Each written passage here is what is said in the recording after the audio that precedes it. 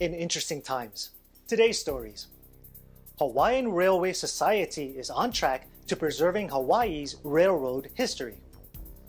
Tips on how to enjoy a baseball game.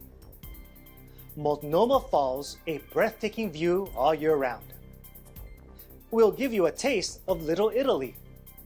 Plus, Richmond Night Market heats up Vancouver's summer weekends.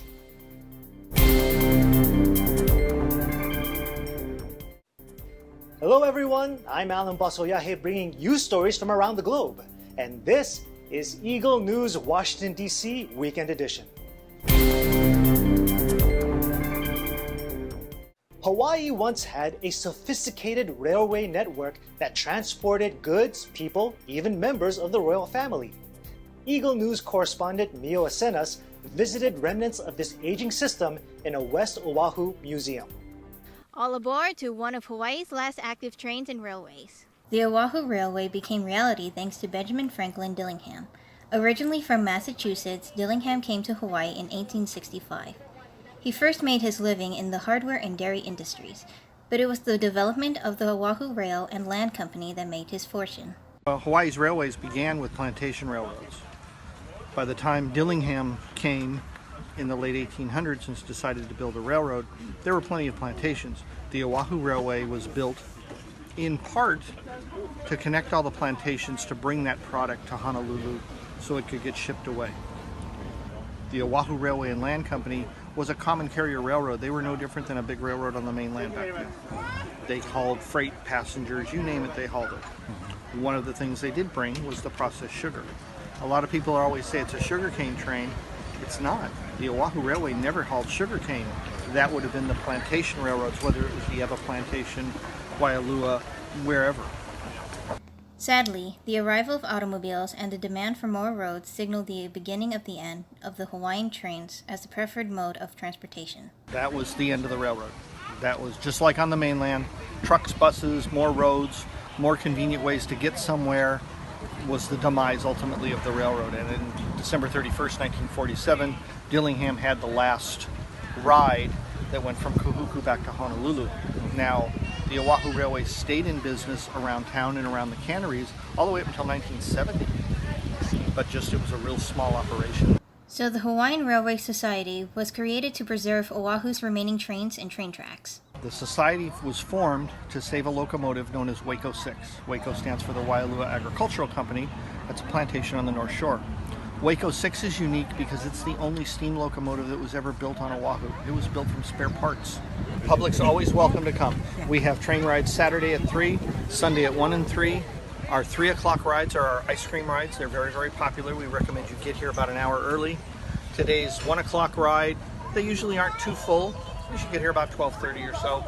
During the week, there are charter rides sometimes. You can always call or check our Facebook page to see if there's any charter rides that are available for the public to go on. But wait, there's more. For the young and young at heart, this place also boasts the only toy train museum in the Aloha State. Well, first of all, I've been collecting toy trains since I was a child. And I started reintroducing toy trains here in Hawaii in the mid-80s and started collecting. And my collection grew and grew and grew.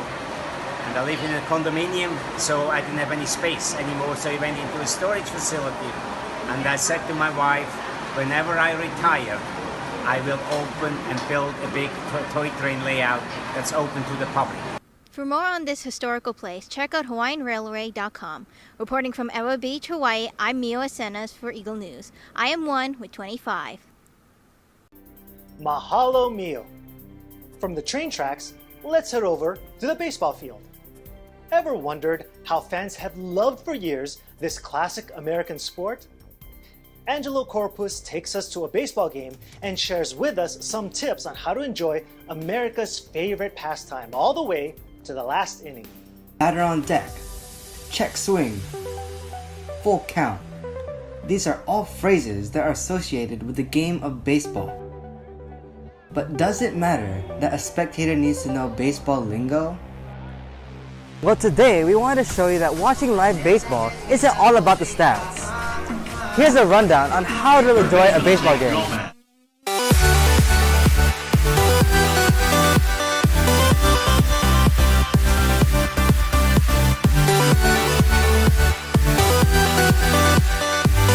The sport of baseball is considered as America's pastime. In the US alone, there are over 175 baseball stadiums that host clubs from the collegiate to major league level. Out of the 20 baseball stadiums here in Florida, we checked out Spectrum Field, home of the Clearwater Threshers, a minor league baseball team. Now, depending on the baseball stadium, there are different perks in catching the home team play. So first thing is first, go online and find out the schedule of the home games and book the date. Next, prepare your sports attire. If you don't have any, check and see if the ballpark has a team shop where you can buy a baseball cap or a jersey. Next, buy your tickets. We know that with today's technology, you can buy tickets online and get them scanned upon entering.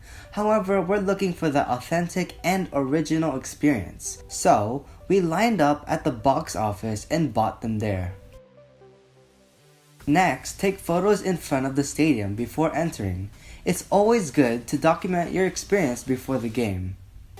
Make sure to read and follow each stadium's rules on spectator conduct and go through security protocol.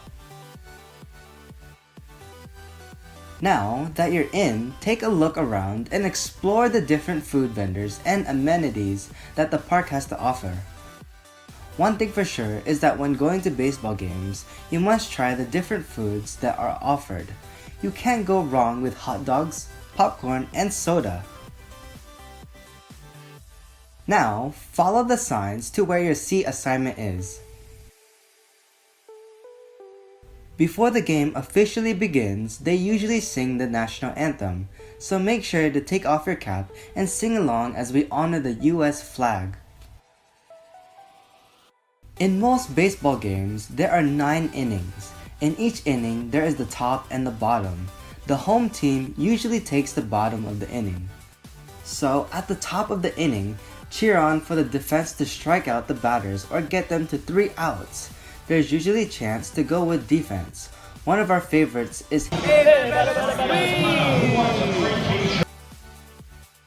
Now at the bottom of the inning, we cheer when runners get on base or score a run.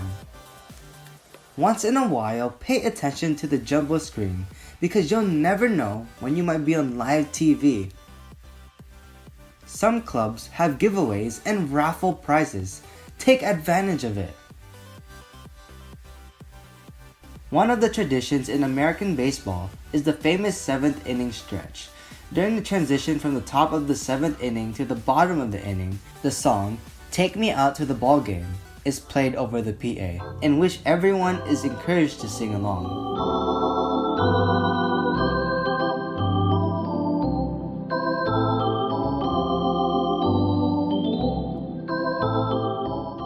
Now, it's the top of the 9th, and depending on the score, the home team could either end the game at the top of the inning, rally from behind to tie it, and pull off extra innings or win it with a walk-off score.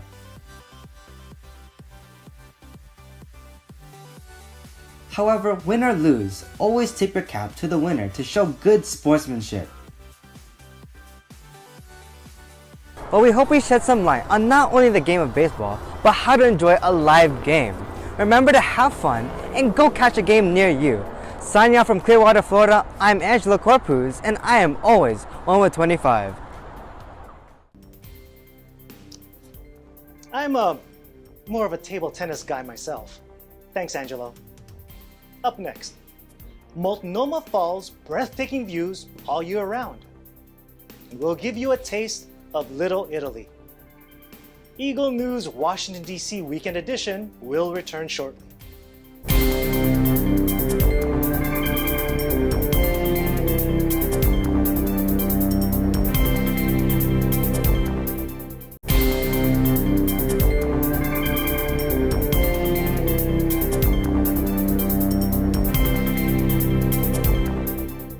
Welcome back. You're watching Eagle News Washington, D.C. Weekend Edition.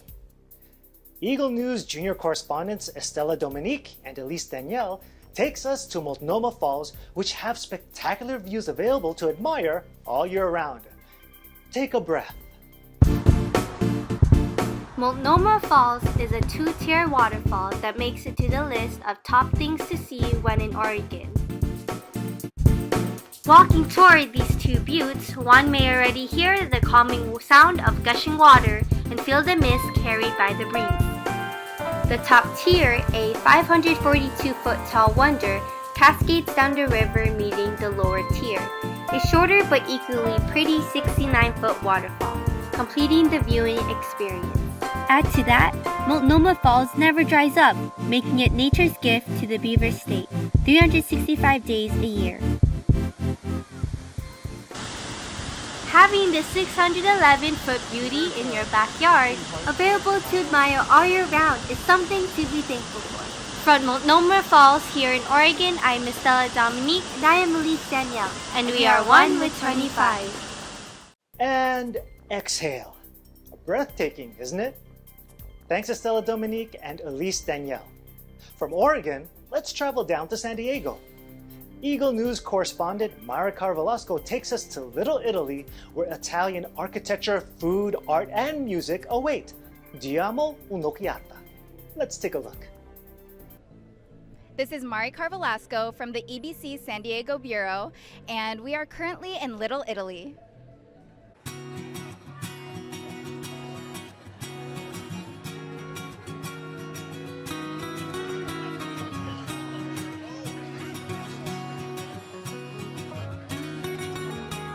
Little Italy is a hotspot on the outskirts of downtown San Diego, where foodies flock for the most flavorful Italian foods and desserts. And families come for the cultural aspects such as live performances, as well as the most popular farmers market in San Diego.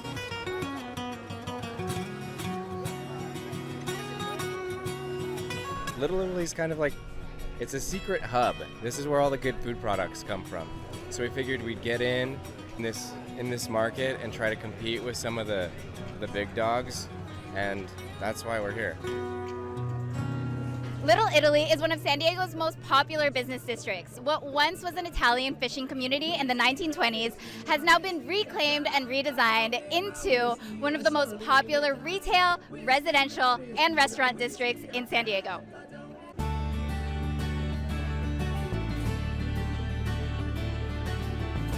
Because of everything Little Italy has to offer, it attracts both tourists and locals, young and mature, from all different kinds of backgrounds. A new addition to the neighborhood is the Little Italy Food Hall, which not only houses Italian classics such as pizza, but has started to introduce delicacies from other parts of the world like tacos and ramen. We were walking around at the farmer's market and we decided to come inside and take a look at something that's new. We were walking by, I've never been here, and we decided to take a peek. The food hall is a refined food court meant to be a one-stop shop to any cravings you may have. Thanks for checking out Little Italy with me. I definitely hope to see you here one day. I'm Maricar Velasco with EBC San Diego, and I am one with 25. Bellissima! Grazie, Maricar. Coming up, the largest night market in North America heats up summer weekends in Vancouver. Eagle News Washington, D.C. Weekend Edition will be back momentarily.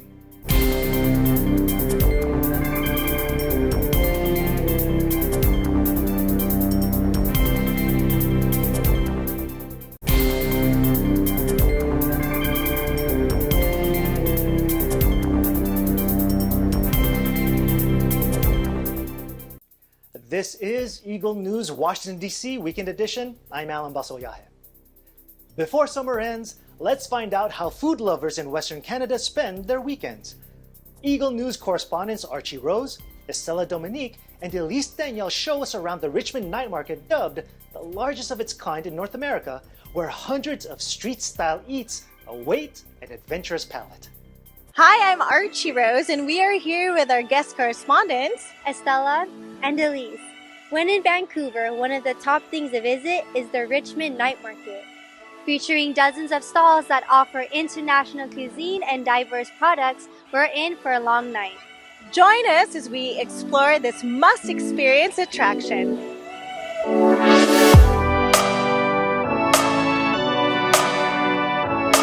finding parking near the venue is quite challenging, so the most convenient way to get to the Richmond Night Market is by taking the SkyTrain. Remember, your stop is Bridgeport Station. Once off the SkyTrain, you will need to walk just a few minutes to get where the action is. Don't be intimidated by the crowd. As long as you mind your own space, give way to others, fall in line, then you'll be okay. Once you get used to the overwhelming crowd, don't worry, it will only take a minute. It's time to get down to business. Food.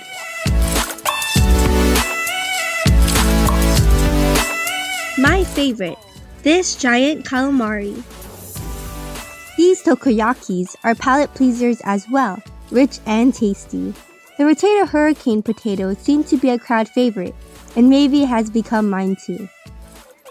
Feeling like kebabs, chicken, pork, or beef? They have it all here. Even burritos, sisig burritos, because you'll never know what hungry people crave for. How do I feed a lot of people? When they're hungry, and I make the burrito for them. Our signature dish is our #1 pork sisig, which is, it has the calamansi, the lemon, and it has all the good stuff. These hot fish balls are spicy hot. So you try get down with this fancy watermelon juice, served fresh, and it's rind. Then follow it up with these mocha and chocolate covered strawberries. This foodie haven is dubbed as the largest Asian night market in North America. With dozens of food vendors serving hundreds of street-style eats, no wonder summer nights spent here are undeniably satisfying. It's like touring the globe without leaving the city. I like it here because it's culturally diverse and it's like you're eating around the world in one place. My favorite here at the night market is the dim sum. If you want to take a break from eating, you can also shop for some clothes, beach towels, giant pillows, and toys. But before you call it a night, you gotta make room for dessert. This mango mochi ice cream is something you want to eat over and over and over again.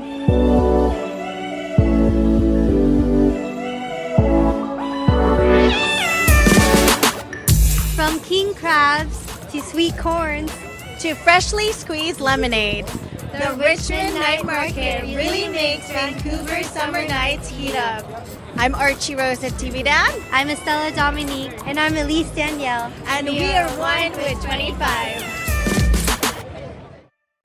I'm a bit of an expert when it comes to giant calamari, and I can say with some certainty that the one that we just saw was probably delicious. And I can say with complete certainty that the mango mochi ice cream is definitely good. That's today's Eagle News Washington, D.C. Weekend Edition. Join us again next week for stories from our viewers across the nation and around the globe. Visit our website at Eaglenews.PH and Eaglenewslive.com. Like us on Facebook, follow us on Twitter at twitter.com/EagleNewsPH. Thank you for watching. I'm Alan BASALLAJE. I'm 1 with 25.